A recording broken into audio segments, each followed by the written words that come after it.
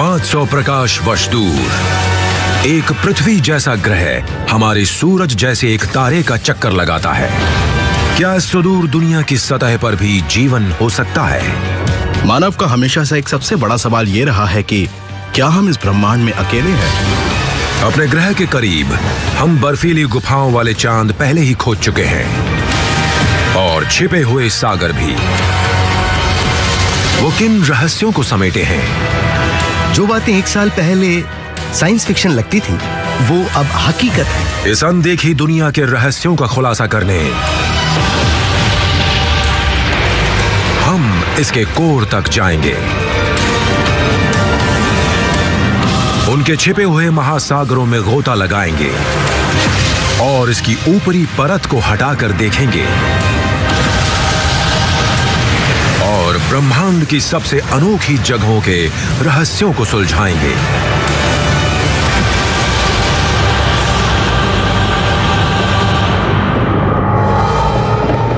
Strip the cosmos, alien worlds. आज पूरे ग्रह पर अनदेखी दुनिया की खोज चल रही है। उच्च शक्ति के टेलीस्कोप्स रात में आसमान को खंगालते रहते हैं। रॉकेट उड़ान भर चुका है। प्रोब्स अनोखे चांद और ग्रहों की खोज करते रहते हैं, जबकि वैज्ञानिक पृथ्वी पर सबसे कठोर वातावरणों को खोजते हैं। मानव शुरू से ही ये जानना चाहता है कि पहाड़ी के पार क्या है, समुद्र के पार क्या है और ग्रह के पार क्या है। जब वैज्ञानिक गहरे अंतरिक्ष में अनदेखी दुनिया की खोज करते हैं, वो हमारे अपने ग्रह के रहस्यों के बारे में भी सोचते हैं। हम देखते हैं कि पृथ्वी पर जहाँ भी जीवन का वजूद हो सकता है, वहाँ जीवन है। अब सवाल ये उठता है कि क्या पूरे ब्रह्मांड में सिर्फ पृथ्वी ही ऐसी जगह है जहाँ जीवन है? अनदेखी दुनियाओं की खोज वैज्ञानिकों को अज्ञात में ले जाती है। वो हमारे सौर मंडल की गहराइयों को खंगालते हैं, जहां जमे हुए चांद अंतरिक्ष में बर्फ फेंकते हैं और महासागर छिपे रहते हैं। अंतरिक्ष जांच मोटे बादलों के पीछे छिपी अनोखी दुनियाओं से पर्दा हटाती है, जहां दिखाई देते हैं प्रचंड बर्फीले इलाके और तरल मीथेन की झीलें। एस्ट्रोनॉमर्स आकाश गंगा में पृथ्वी जैसे ग्रहों की खोज करते हैं।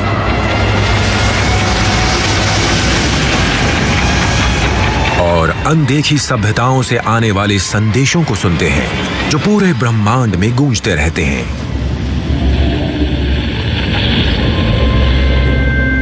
गैलेक्सी बहुत बड़ी है। ये इतनी बड़ी है कि हमारी सोच छोटी पड़ जाती है। अनदेखी दुनिया खोजने के लिए हमें बहुत दूर जाने की जरूरत नहीं है। हमारे अपने सौर मंडल के बीच में ही एक सही उम्मीदवार है। एक अनोखी बर्फीली दुनिया शनि के बाहरी छल्लों के बीच छिपी हुई है। इनसेलेडस, एक छोटा जमा हुआ चांद जिसका आकार करीब 1,83,000 वर्ग किलोमीटर है। इसकी बर्फीली सतह सूरज की रोशनी आईने की तरह रिफ्लेक्ट करती है। ये बर्फ करीब 96 किलोमीटर नीचे तक फैली है। गहराई में चांद के पथरीले कोर की तरफ। सूरज की पहुंच से बहुत दूर क्या इस अनदेखी दुनिया के अंधेरे में जीवन हो सकता है?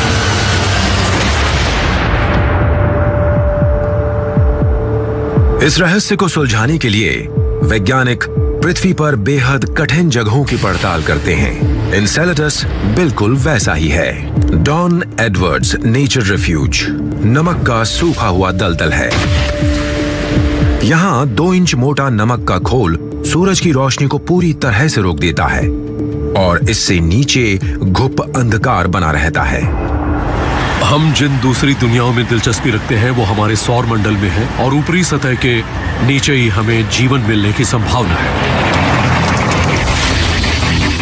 नासा के वैज्ञानिक क्रिस मैके ऐसे जीवन की खोज करते हैं जो अंधेरे में रहता है। मिथेनोजेंस वो नन्हे माइक्रोब्स हैं जो अंदर जमीन में फलते फूलते हैं। ये 3.5 अरब साल पहले पृथ्वी पर प्रकट होने वाले पहले जीव में से थे। ये जीवन के खुद को ढालने और पनपने के सटीक उदाहरण हैं। पृथ्वी पर जहां भी मिथेनोजेंस मिलते हैं मुझे उनमें दिलचस्पी रहती है। उन्हें ऑक्सीजन पसंद नहीं, वो हाइड्रोजन लेते हैं। उन्हें सूरज की रोशनी की बिल्कुल जरूरत नहीं होती। वो बहुत गहराई में सतह के नीचे रहते हैं। ये दूसरी दुनिया पर माइक्रो एस्ट्रोनॉट्स के लिए मेरे पसंदीदा जीव हैं। क्रिस नमक की ऊपरी परत के नीचे मिथेनोजेंस के नमूने ढूंढते हैं। नमक हिफाजत करता है और रुकावट भी बनता है। यहाँ ऊपर सफेद परत सिर्फ नमक है। फिर ये हरी परत, ये वो जीव हैं जिन्हें सूरज की रोशनी चाहिए, फोटोसिंथेटिक। फिर ये गुलाबी परत, ये वो जीव हैं जिन्हें नमक बहुत पसंद होता है।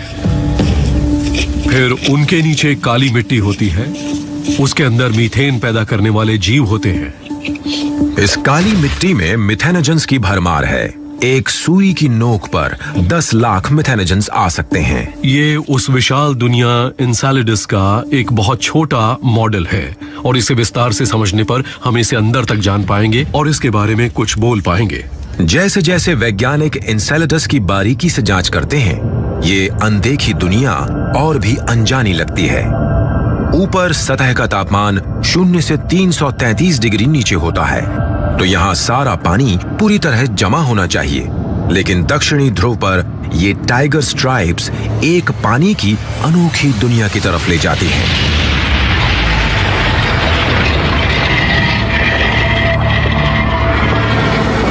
बर्फीली सतह में ये बड़ी दरारें अंदर छुपे विशाल नमक के महासागर की तरफ ले जाती हैं। हाइड्रोजन से भरपूर ये मिथेनोजन का सबसे बढ़िया खाना है। ये इस नमकीन पानी में फलते फूलते हैं। जब एनसेलेडस शनि के चक्कर लगाता है तो ग्रह के जबरदस्त गुरुत्वाकर्षण से बर्फीली घाटियों में फासला आ जाता है और महासागर का पानी बाहर निकल जाता है और टाइगर स्ट्राइप से विशाल बर्फीले फव्वारे छोड़ता है।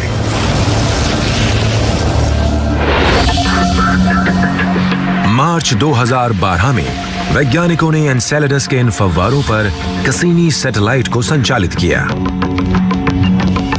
सैटेलाइट के उपकरणों को कार्बन के सामान्य मॉलिक्यूल्स के निशान मिले जो जीवन के बिल्डिंग ब्लॉक्स होते हैं। क्रिस मैके फव्वारों के नमूने पृथ्वी पर लाने के लिए एक मिशन की योजना बना रहे हैं। उन्हें उम्मीद है कि वो मिथेनोजन से भरे होंगे। मुझे लगता है कि एनसेलेडस की सबसे दिलचस्प बात यह है कि यहाँ मटेरियल सीधा अंतरिक्ष में आता है। हमें ड्रिल नहीं करना होता, खुदाई नहीं करनी होती, खोजना नहीं पड़ता, बस उसके ऊपर से उड़ना है, पकड़ना है और वापस लाना है। ये बहुत शानदार है। यहाँ बहुत सारे मुफ्त नमूने हैं, कोई भी ले लो। ये बर्फीले विस्फोट इस अनोखी दुनिया से मलबे को शनि की कक्षा में छोड़ देते हैं। टाइगर स्ट्राइप से बाहर आता हुआ पानी तुरंत जम जाता है और एनसेलेडस के ऊपर आसमान में सैकड़ों मील तक जाता है।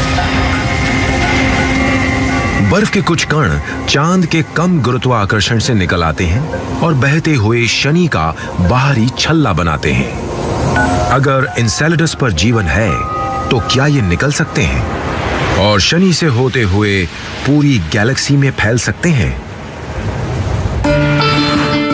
जब वैज्ञानिक अंतरिक्ष की ओर गहराइयों में देखते हैं तो नई दुनियाएं मिलने की संभावनाएं बढ़ जाती हैं। जब हम ब्रह्मांड की तरफ देखते हैं तो हम पाते हैं कि यहाँ फिजिक्स के सिद्धांत समान हैं, समान केमिस्ट्री है और हर जगह एक जैसे पदार्थों का कॉम्पोजिशन है।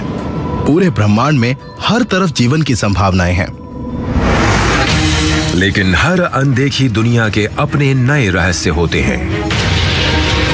क्या चांद में छिपी हुई बर्फ की एक गुफा में भी नए तरह का जीवन हो सकता है? पूरे ग्रह पर वैज्ञानिक अनदेखी दुनिया की खोज में रात को आसमान खंगालते हैं। वो खोज करते हैं ऐसे कीमती लिक्विड के सबूतों की जो बंजर धरती को भी फलते फूलते इकोसिस्टम में बदल दे। वो है पानी। पृथ्वी पर कई तरह का जीवन है। न हर जीवन के रूप को ऑक्सीजन चाहिए, न ही सबको सूरज की रोशनी चाहिए। लेकिन ऐसा लगता है कि पृथ्वी पर हर एक जीव को तरल पानी की जरूरत है। हमारे बाहरी सौर मंडल में हर तरफ पानी है, पर हमें ये ज्यादातर कॉमेट्स और चांद पर बर्फ के रूप में मिलता है। इन जमे हुए इलाकों में हमेशा ही ठंड रहती है और इनका तापमान उत्तरी ध्रुव की सर्दियों से 10 गुना ठंडा होता है। लेकिन जीवन अब भी बर्फ के क्रिस्टल्स में छुपा हो सकता है। क्योंकि एक ग्रह पृथ्वी से बहुत अलग है, वो बहुत ज्यादा गर्म हो सकता है, बहुत ठंडा भी हो सकता है। इस बात की कोई गारंटी नहीं है कि वहाँ जीवन ना हो। बल्कि अगर आप अपने ग्रह के बारे में सोचें, ग्रह पर एवोल्यूशन ने जीवन के वजूद के लिए किसी तरह का सहारा ढूंढ लिया है। सोचें, ग्रह पर एवोल्यूशन ने जीवन के वजूद के लिए किसी तरह का सहारा ढूंढ लिया है। पृथ्वी पर जीवन ने ठंड का सामना करने का रास्ता निकाला है। वॉशिंगटन के नॉर्थ कैस्केड माउंटेन्स पर मैदान पूरे साल बर्फ से ढके रहते हैं। ये मेरा अहाता है और यहाँ वॉशिंगटन के नॉर्थ कैस्केड्स में सचमुच गहरा बर्फीला रास्ता है। मैं हर जगह अपने डॉगी को साथ ले जाती हूँ, उसे बर्फ बहुत पसंद है। प्रोफेसर रॉबिन गॉर्डनर ऐसे जीवन की खोज करती हैं जो इस जमी हुई दुनिया में मुश्किलों को चुनौती दे सके। पृथ्वी पर जीवन कई अरबों साल के एवोल्यूशन का नतीजा है। ये जानना नामुमकिन है कि सौर मंडल और उससे परे दूसरी जगहों पर जीवन कैसा होता होगा। हम सिर्फ इतना कर सकते हैं कि पृथ्वी पर उन जगहों पर जाएं जहां के एक जैसे हालात हों और देखें कि वहां जीवन कैसा है। रॉबिन ऐसे जीवन की तलाश कर रही हैं जो हमारे सौर मंडल के बर्फीले चांद पर रह सकें। यूरोपा बृहस्पति के चक्कर लगाते 67 चांद में से एक है। सतह का तापमान 0 से 370 डिग्री नीचे तक गिर जाता है। सतह बहुत ही सख्त बर्फ से ढक जाती है, लेकिन पूरी सतह पर अजीबोगरीब निशान अंदर चल रही हलचल को बयां करते हैं। बाहरी सख्त खोल के ठीक नीचे नर्म बर्फ की एक परत लगातार बहती रहती है। हल्का करंट जीवन देने वाले खनिजों को चांद पर घुमाता रहता है। इससे एक उपजाऊ वातावरण पैदा होता है जिससे जीवन को फायदा मिल सकता है। माउंट बेकर पर रॉबिन उस तरह का जीवन ढूंढती हैं जो यूरोपा पर भी हो सकता है। मुझे यहाँ कुछ दिख रहा है। अरे वाह, गुलाबी बर्फ। तो यहाँ पर स्नो एल्जी रह रही हैं। रॉबिन की इस एल्जी को क्लैमिडोमोनास निवेलिस कहते हैं, लेकिन सामान्य भाषा में इसे वाटरमेलन स्नो कहते हैं। उन पौधों से अलग जिन्हें बढ़ने के लिए मिट्टी चाहिए, एल्जी जमे हुए पानी के क्रिस्टल्स पर भी फल फूल सकती हैं। वो एक गुलाबी सनस्क्रीन पैदा करती है जो उन्हें सूरज की तेज रोशनी से बचाती है। ये सतह के ठीक नीचे थोड़ी गुलाबी सी होती है। ये बहुत अच्छी है और जैसे जैसे मैं नीचे खोद रही हूँ ये और गुलाबी होती जा रही है और इसलिए एल्जी के हालात सतह के नीचे और भी ज्यादा अच्छे हैं। माउंट बेकर एल्जी सर्दी में 0 से 14 डिग्री नीचे के तापमान में जिंदा रह सकती है। यूरोपा की सतह पूरे साल 20 गुना ज्यादा ठंडी रहती है, लेकिन सतह से करीब 3 किलोमीटर नीचे एक बर्फीली गुफा में बड़ी झीलों से भी ज्यादा पानी जमा है।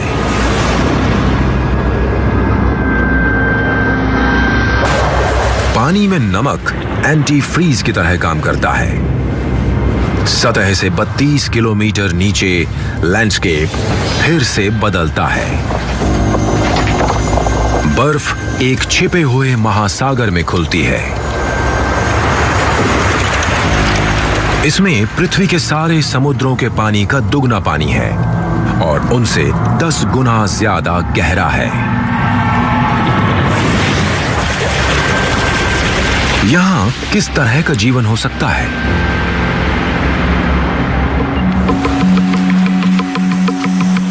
यहाँ सिर्फ नमूने लेने से ही हमें ये समझने में मदद मिलेगी कि ये यहाँ कैसे पनप रही हैं, और तब ये हमारे लिए इसे ग्रह के बाहर ढूंढने की कुछ संभावनाएं खोल देता है।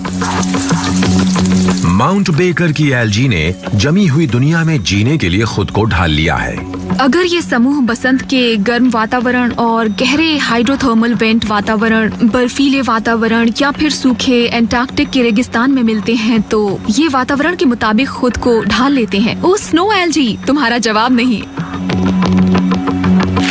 रॉबिन की एल्जी पृथ्वी पर हर वातावरण में जिंदा रहती हैं।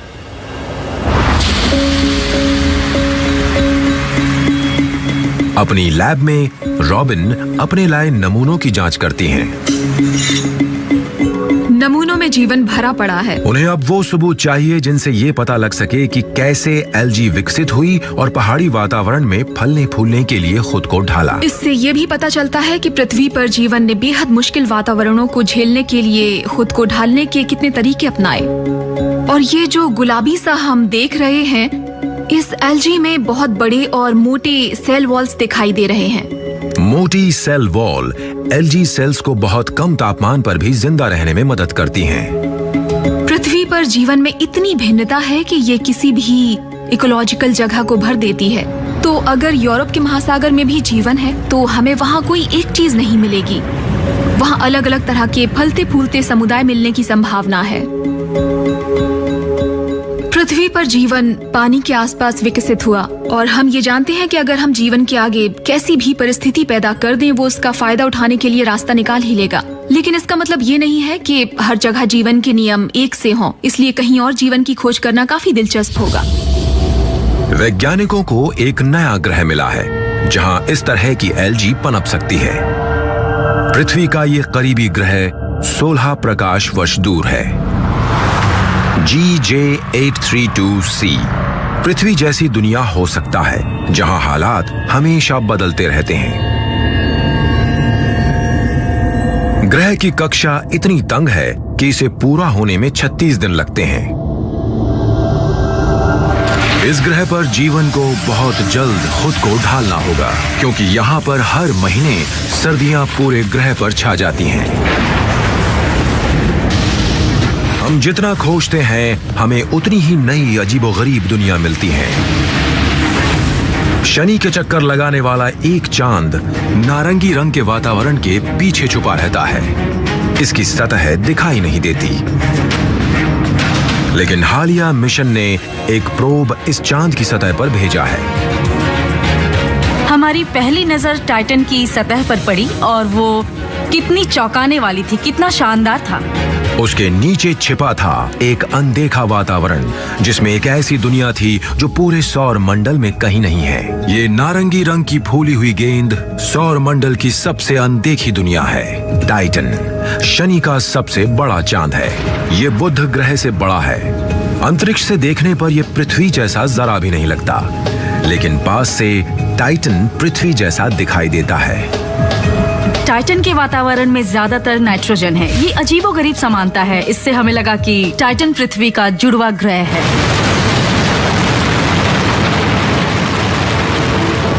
सन 2005 में वैज्ञानिकों ने हाइगन्स प्रोब टाइटन की सतह पर भेजा। जो तस्वीरें उसने भेजी उसमें बेहद चौंकाने वाले जियोग्राफिकल लक्षण थे।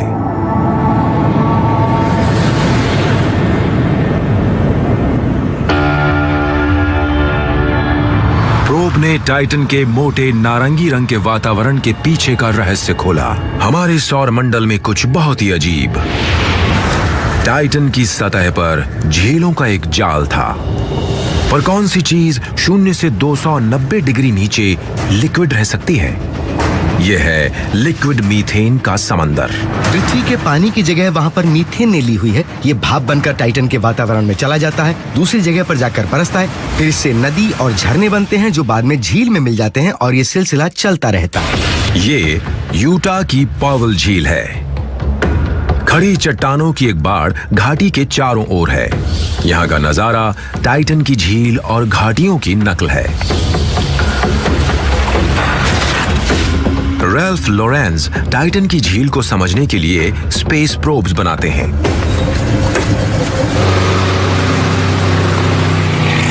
ये जांच करने के लिए बहुत ही अच्छी जगह है क्योंकि यहाँ पानी के किनारे पर चट्टानें शाखाओं के आकार की हैं और टाइटन पर भी ठीक ऐसा ही है। पूरे सौरमंडल में पृथ्वी को छोड़कर टाइटन ही ऐसी जगह है जहाँ मानव बिना किसी सुरक्षा उपकरण के सबसे ज्यादा देर तक जी सकता है। आप 1 मिनट तक सांस रोक सकते हैं और फिर कुछ देर बाद आप जमकर मर जाएंगे, पर कहीं और तो आप इतना भी नहीं कर सकते। टाइटन के मीथेन के समंदर इस अनदेखी दुनिया में जीवन के बारे में बता सकते हैं। उनके बारे में और ज्यादा जानने के लिए हमें सही तकनीक चाहिए। आज रैल्फ एक सोनार प्रोब को टेस्ट कर रहे हैं। इसे टाइटन के समुद्र तल को स्कैन करने के लिए डिजाइन किया गया है, जिससे एक विस्तृत नक्शा बनाया जा सके। हम जानते हैं कि जीवन को तरल पानी चाहिए। टाइटन पर यह मुमकिन है कि जीवन की प्रक्रिया बिना पानी वाले तरल में यानी मीथेन के समुद्र में शुरू हो सकती है। हम टाइटन के समुद्र को 3 डायमेंशनल बनावट में समझना चाहते हैं। हम सोनार की मदद से ऐसा कर सकते हैं जैसा हम पृथ्वी पर करते हैं। ये एक ओसिलोस्कोप है जिससे हम सिग्नल देखते हैं। ये जो है ये असली सोनार ट्रांसड्यूसर है जिसे हम टाइटन पर भेजेंगे। रैल्फ इस तक ये एक ओसिलोस्कोप है जिससे हम सिग्नल देखते हैं। ये जो है ये असली सोनार ट्रांसड्यूसर है जिसे हम टाइटन पर भेजेंगे। रैल्फ इस तकनीक में माहिर हैं जो टाइटन पर भेजी जाएगी। इनके उपकरण मजबूत, छोटे और हल्के होने चाहिए जो एक स्पेस प्रोब में आसानी से सफर कर सकें। सोनार आवाज की एक पल्स भेजता है और गूंज को वापस आने में जितना समय लगता है उससे हम समझ लेते हैं कि समुद्र कितना गहरा है। रैल्फ जैसे अंतरिक्ष वैज्ञानिक ये खोज कर रहे हैं कि टाइटन की जियोलॉजी पृथ्वी से बहुत मिलती जुलती है, लेकिन एक बड़ा फर्क है। हाइगन्स प्रोब ने यह खोज निकाला है कि एक चट्टान नुमा परिदृश्य जो नजर आता है वो पूरी तरह बर्फ से बना है। वैज्ञानिकों को इसकी गहराई में एक इंजन मिला है जो टाइटन के लक्षण बनाता है। अमोनिया युक्त तरल पानी की विशाल पॉकेट्स अंदर भारी दबाव में हैं। पृथ्वी पर मैग्मा की तरह ये बेहद ठंडा तरल चांद की सतह को दरारों के जरिए तोड़ सकता है और विशाल ज्वालामुखी विस्फोट हो सकते हैं और बर्फीले लावा की नदियां बह सकती हैं। इन बर्फीले ज्वालामुखियों की मदद से ही टाइटन पर पहाड़, घाटियां और समुद्र बने होंगे। टाइटन का परिदृश्य बेहद जटिल है और हम ये समझने की कोशिश कर रहे हैं कि क्या ये वैसे ही बना है जैसे कि पृथ्वी बनी। रैल्फ का अगला प्रोब टाइटन पर वेदर सेंसर्स और मास स्पेक्ट्रोमीटर लेकर जाएगा जो मीथेन के समंदर की केमिस्ट्री की छानबीन करेंगे, लेकिन इनके सोनार उपकरण को स्वतंत्र रूप से चलाना पड़ेगा जब वो समुद्र तल को स्कैन करता है। ये वैसे ही काम कर रहा है जैसा कि हमने सोचा था। अगला कदम होगा सेंसर को स्वतंत्र रूप से तैर रहे कैप्सूल से जोड़ना और ये देखना कि हम कैसे समुद्र में बहते हुए एक प्रोफाइल बनाएंगे। टाइटन पृथ्वी जैसा दिखता है लेकिन उससे बहुत अलग है। वो मीथेन पर निर्भर है और वहाँ बहुत ठंड है। वहाँ का वातावरण बहुत अलग है। फिर भी हम सोचते हैं कि जीवन के लिए वहाँ परिस्थितियाँ शायद ठीक हो सकती हैं। सूरज के चारों ओर चक्कर लगाने वाली अनदेखी दुनिया में से टाइटन ही सबसे ज्यादा जटिल और दिलचस्प है और एक दिन ये हमारे सौर मंडल की सबसे ज्यादा रहने लायक जगह बनेगी। 5 अरब साल में हमारा सूरज एक लाल दानव के रूप में फैल जाएगा और पृथ्वी को भस्म कर देगा। लेकिन टाइटन पर इस मरते हुए सूरज की सबसे कम यूवी रेडिएशन पड़ेगी। घने कोहरे वाला वातावरण साफ हो जाएगा और सूरज की रोशनी साफ आने लगेगी।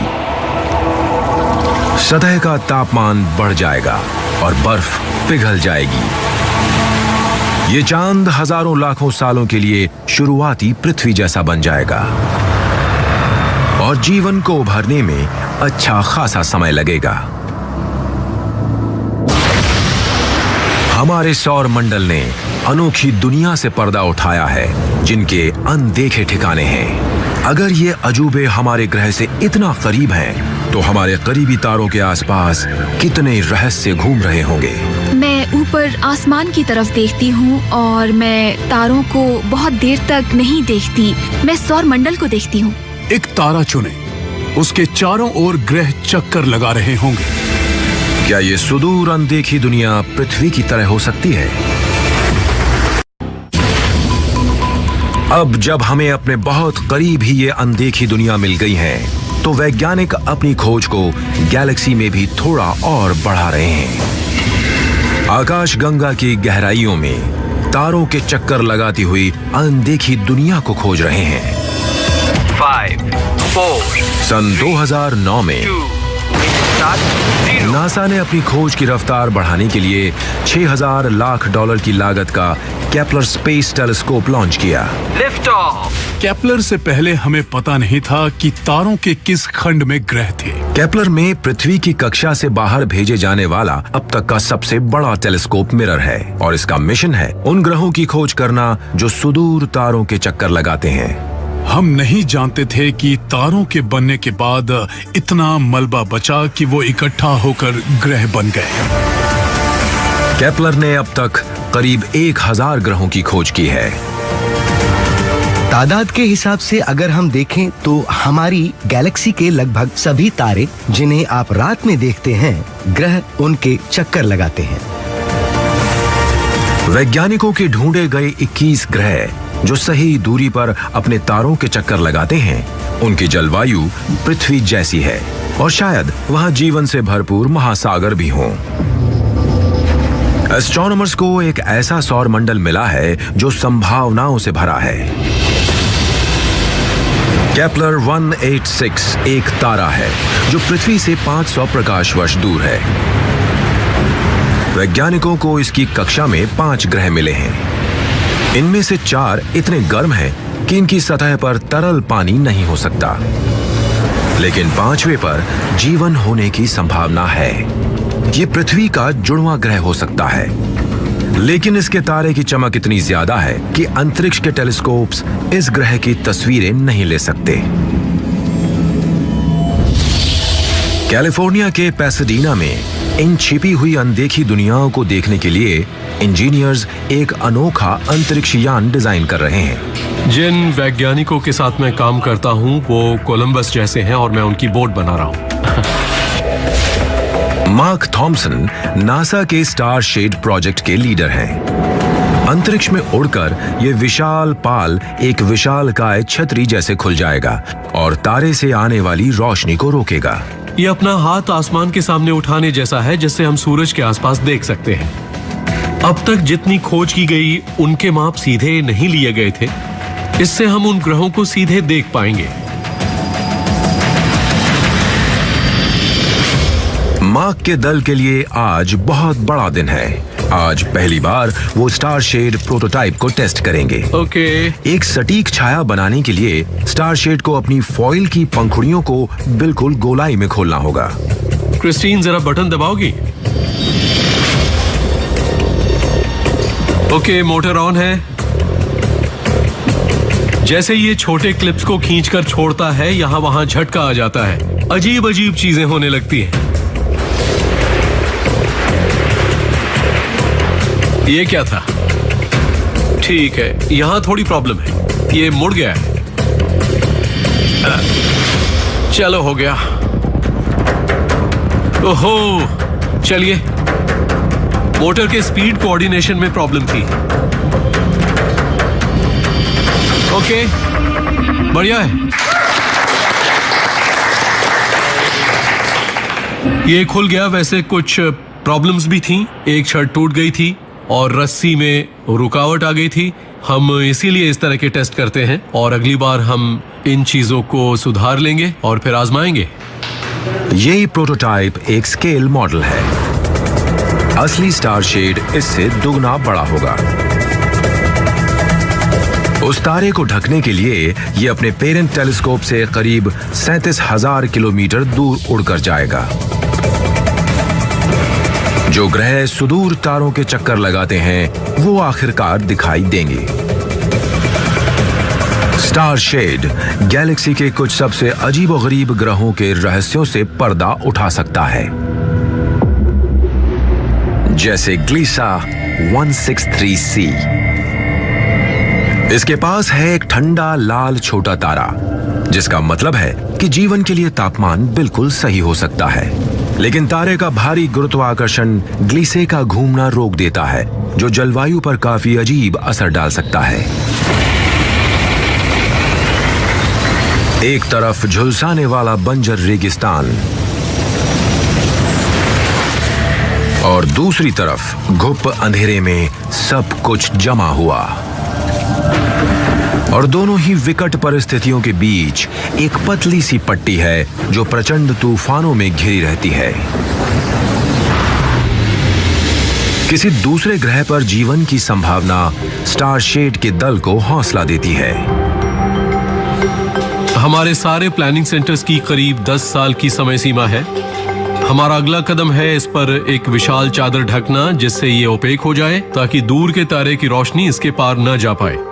हमें अभी बहुत सारा काम करना है, लेकिन आज का टेस्ट कामयाब रहा और दूसरे ग्रहों पर जीवन खोजने की दिशा में हम एक कदम आगे बढ़ गए हैं। स्टार शेड की ढूंढी हुई हर नई दुनिया अनदेखे जीवन को सहारा नहीं देगी। जो ग्रह उनके तारे के बहुत करीब गए, वो बेहद कठिन दुनिया बन गए। पृथ्वी से 40 प्रकाश वर्ष दूर ग्रह 55 कैनक्री ई सूरज जैसे तारे को लगभग छूता है। तारे से निकलने वाली गर्मी ग्रह का तापमान 3000 डिग्री तक बढ़ा देती है। ग्रेफाइट की एक परत पूरी सतह को ढक लेती है और इस सख्त चादर के नीचे जबरदस्त दबाव ने कार्बन को हीरे में बदल दिया है।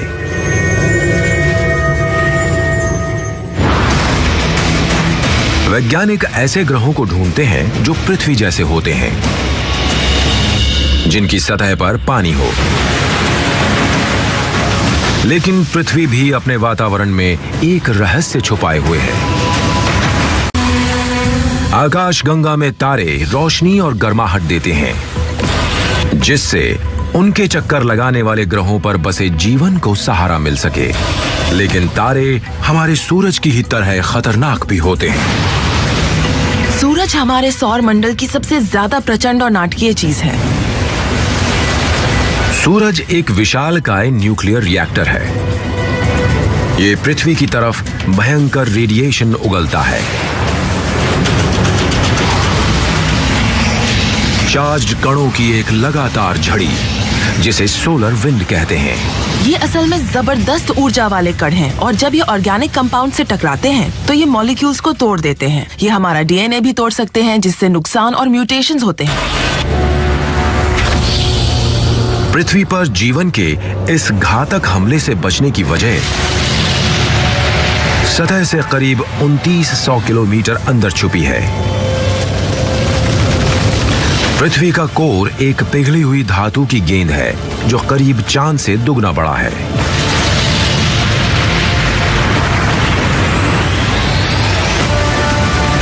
अंदर गहराई में जबरदस्त दबाव एक और कोर बनाता है, जो सख्त है। जब धातु के ये दो विशालकाय गोले आपस में रगड़ते हैं, तो विशाल चुंबकीय क्षेत्र पैदा होता है, जो पृथ्वी से होकर अंतरिक्ष तक बहता है।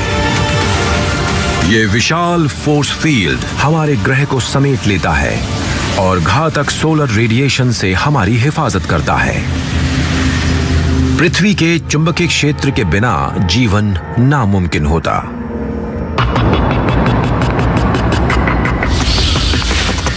सैन फ्रांसिस्को बे की एक पहाड़ी की चोटी पर स्पेस साइंस लैब है। पृथ्वी के चुंबकीय क्षेत्र की पड़ताल करने के लिए ब्रायन वॉल्श 5 सैटेलाइट्स के एक जाल का इस्तेमाल करते हैं, जिसे थेमिस कहा जाता है। हम थेमिस स्पेसक्राफ्ट की मदद से कुछ डाउन लेंस देखते हैं। हमारे पास बहुत कम समय होता है, हम हर कक्षा में अंतरिक्ष यान के साथ संपर्क में रह सकते हैं। थेमिस सैटेलाइट्स वातावरण की सबसे ऊपरी परत के ऊपर घूमते हैं। ये हर 23 घंटे में पृथ्वी का चक्कर लगाते हैं। इसके 4 82 फुट लंबे एंटीनाज होते हैं, जिसकी बदौलत ब्रायन का दल ये नापता है कि पृथ्वी का चुंबकीय क्षेत्र सूरज के विस्फोटों से किस तरह व्यवहार करता है। इस तरह के एक संपर्क करने की समय सीमा करीब 50 मिनट की होती है और हम यहाँ इस डिश के जरिए संपर्क बना सकते हैं।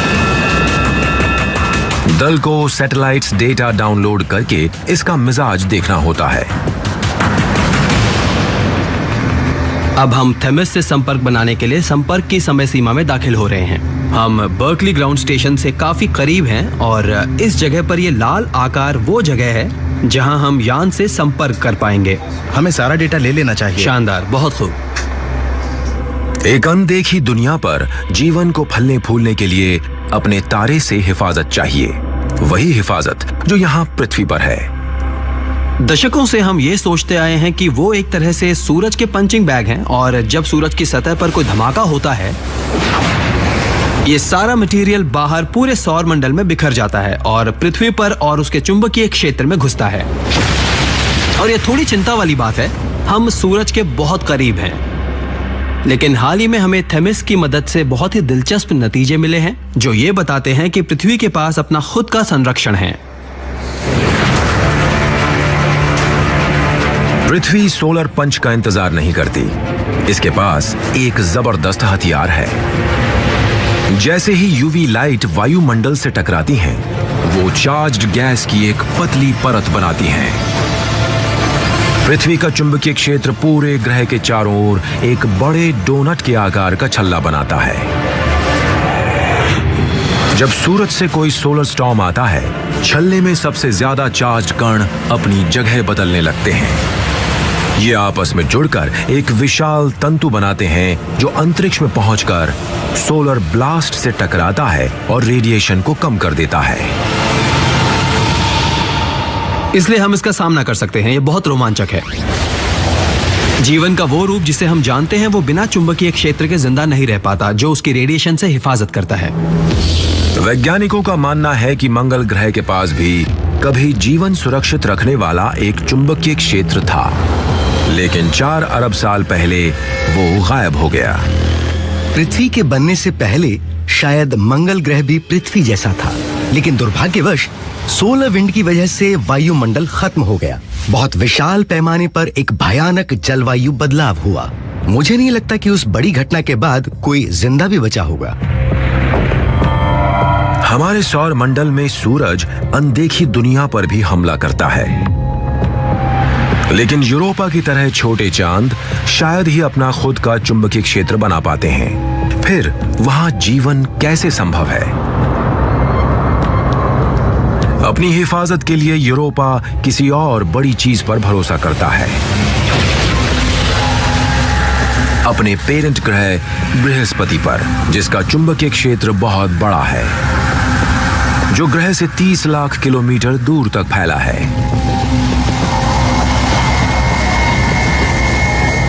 इसकी शक्ति यूरोपा तक पहुंच जाती है, जो चांद के चारों ओर एक छोटा चुंबकीय क्षेत्र बनाने में मदद करती है।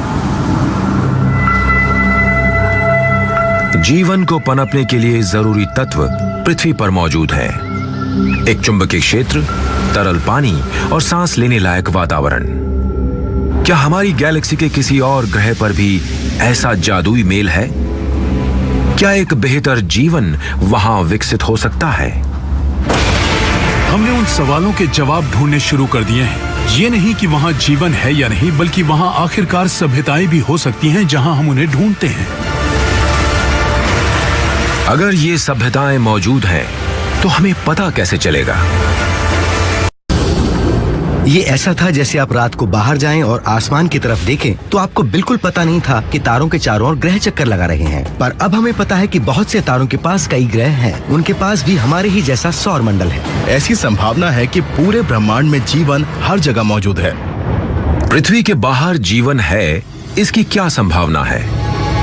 हमारी गैलेक्सी की स्टेलर नर्सरीज हर वक्त नए तारे और अनदेखी दुनिया बनाती रहती हैं।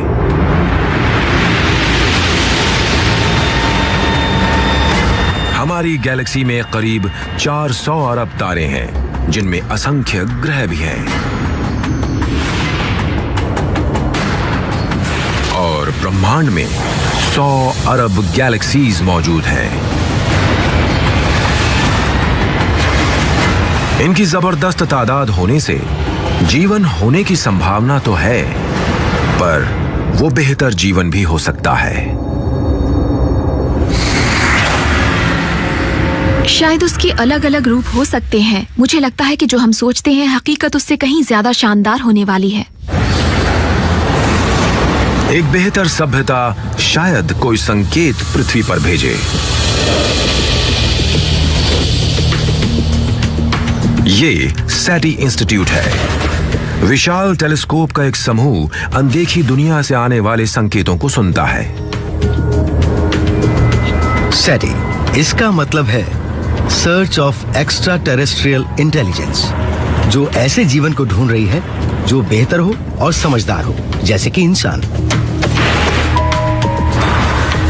सेथ शोस्टैक मिशन के इंचार्ज हैं। जब मैं छोटा था तो मुझे एलियंस की फिल्मों में बड़ी दिलचस्पी थी। बिल्कुल ऐसी ही दिलचस्पी डायनासोर्स में भी थी। 42 छोटी डिशों का एक जाल आसमान को टटोलने के लिए एक साथ काम करता है। हम आसमान में जहां भी रुख करें, हम आमतौर पर कुछ अरब चैनल्स की जांच करते हैं, क्योंकि ईटी ने हमें कभी ऐसा ईमेल नहीं भेजा कि हम उन्हें इस फ्रीक्वेंसी पर सुन सकते हैं। इस तथ्य के बावजूद कि ये चीजें सिर्फ 6 मीटर या 20 फुट चौड़ी हैं, ये बहुत ही ज्यादा संवेदनशील है। अगर 1 वाट के 1 अरबवें हिस्से का भी कोई संकेत पूरी पृथ्वी पर आ रहा है, तो ये उसे बहुत आसानी से पकड़ लेते हैं। ये कुछ ऐसा है जैसे मंगल ग्रह पर मौजूद कार के दरवाजे को आप यहाँ से कंट्रोल कर रहे हो। अगर हमारी गैलेक्सी जरूरतें पूरी करने के लिए काफी नहीं है, तो 100 अरब दूसरी गैलेक्सीज हैं जिन्हें हम देखते हैं। इनके ग्रहों की संख्या भी हमारे सोलर सिस्टम के लगभग बराबर ही है। इसलिए वाकई ऐसे बेशुमार ग्रह हैं जहां नए सिरे से जीवन शुरू हो सकता है। 50 साल की खामोशी के बावजूद सेथ को भरोसा है कि एक न एक दिन वो उनसे संपर्क जरूर करेंगे। अगर हमें कोई संकेत मिल गया तो शायद अब तक की सबसे दिलचस्प साइंस स्टोरी बन जाएगी।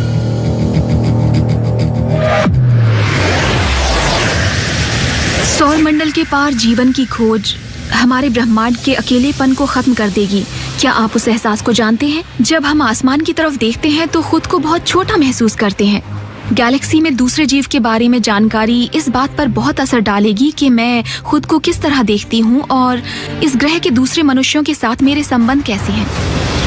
एक चीज जिसकी तरफ आपको ध्यान लगाना चाहिए वो ये कि हम पृथ्वी से किस तरह जुड़े हुए हैं। हमारी केमिस्ट्री, हमारी बायोलॉजी इस जगह से मेल खाती है। अगर हम दूसरे ग्रह पर जाते हैं तो हम शायद पौधों को खाने में भी सक्षम हो सकें। तो आपको ये सोचना होगा कि आप कितने सांसारिक प्राणी हैं। हमें बहुत नम्र होना पड़ेगा जब बात आती है पृथ्वी के बाहर जीवन ढूंढने और उससे संपर्क करने की। ये उस समय के लोगों की सोच में क्रांति आने वाली बात होगी, लेकिन लोगों की उस पीढ़ी की जगह बहुत जल्दी ऐसी नई पीढ़ी ले लेगी जिनके लिए एलियन लाइफ बहुत ही मामूली बात होगी। अनदेखी दुनिया की खोज हमें नजर आते ब्रह्मांड की छोर तक ले जाएगी। हमें अपनी गैलेक्सी में पृथ्वी के नए जुड़वां ग्रह मिलेंगे और हम अपने खुद के सौर मंडल में अनोखे चांदों की खोज करेंगे।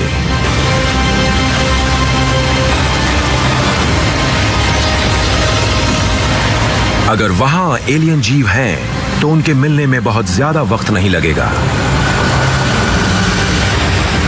बशर्ते वो पहले हमें न ढूंढ लें।